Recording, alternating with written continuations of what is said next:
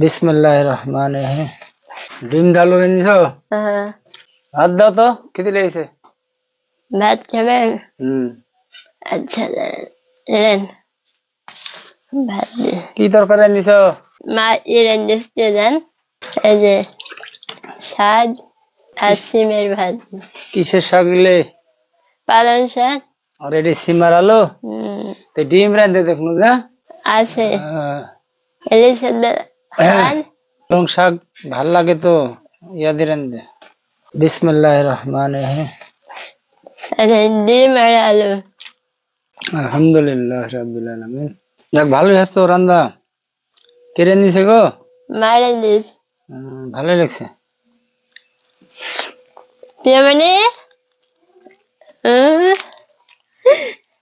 পালং শাক আলু দিয়ে রাঁধতে না, ভালোই আছে। আলু দিয়ে খেতে ভালো হয়ে যাবে।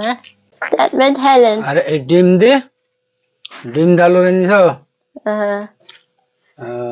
যাক এই পেয়ে উঠে না, ভাত খাও তুমি? আচ্ছা তারপরে তোমরা খাবে না? তোমরা খাইলাও, খাবে একটু পরে। আপনি খাইলেন? ঠিক আছে তাহলে আমি খাচ্ছি, তোমরা পরে খাও, খাওয়া হয়ে গেলে। আচ্ছা।